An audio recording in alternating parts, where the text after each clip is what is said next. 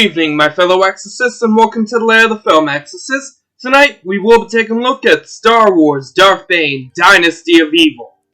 20 years have passed since Darth Bane, reigning Dark Lord of the Sith, demolished the ancient order devoted to the dark side, and reinvented it as a circle of two.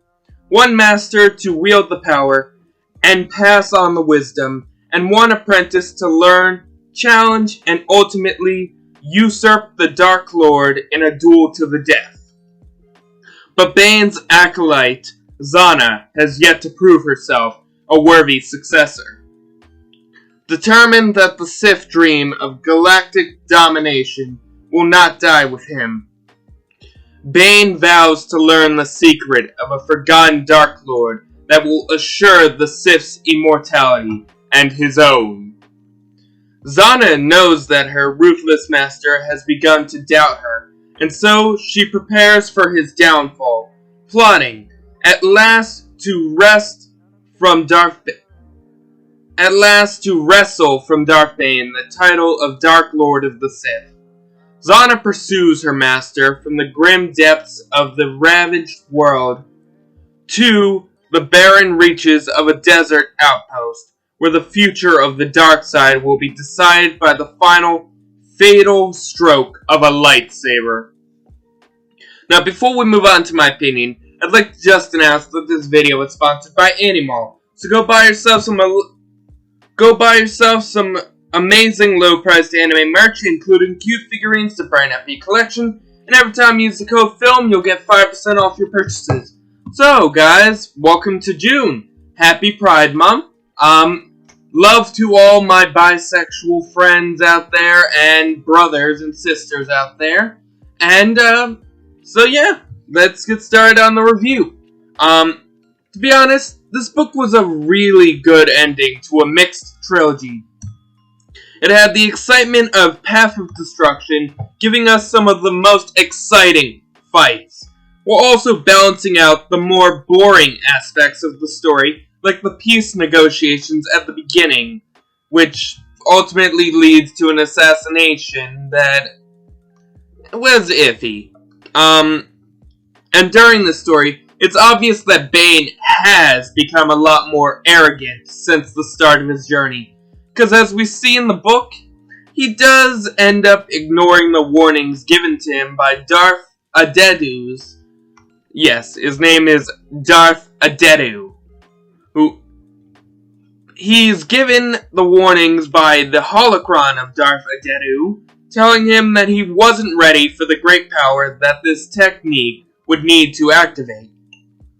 And interestingly, this is what leads to the Dark Lord's fall.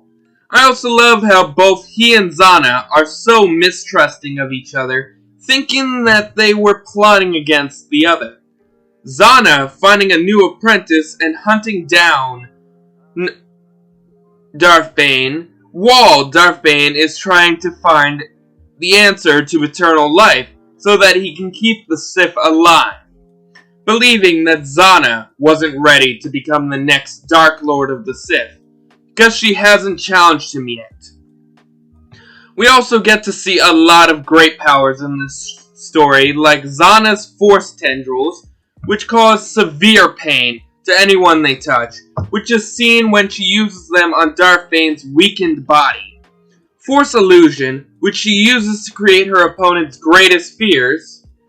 And on top of these two, we also follow Sarah, it wasn't clear on the pronunciation, but she's the daughter of Khalid, and her bodyguard and friend, Lucia, an ex-soldier who fought alongside Bane during his time as Dazel.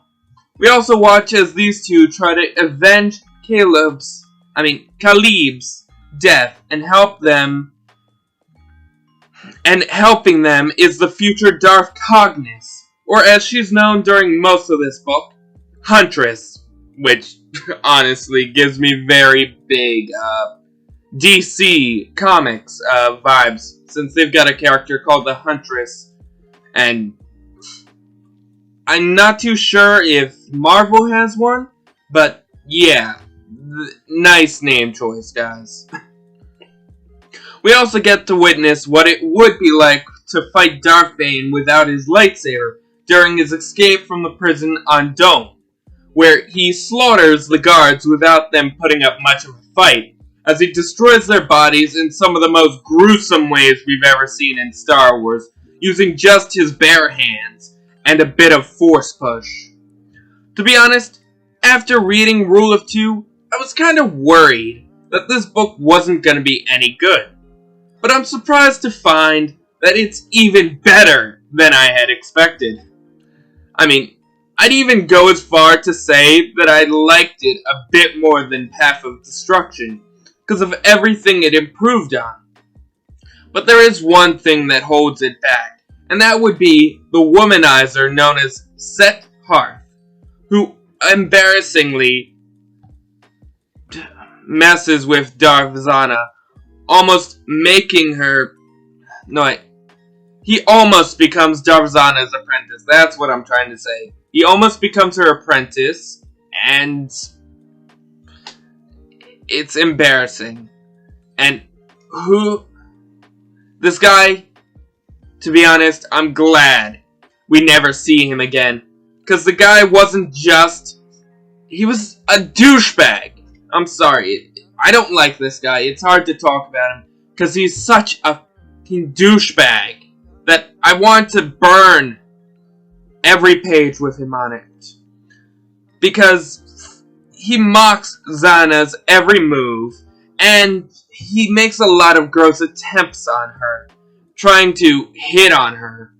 Especially during their first battle. Now, the best way I can describe him is a no-good sleazeball.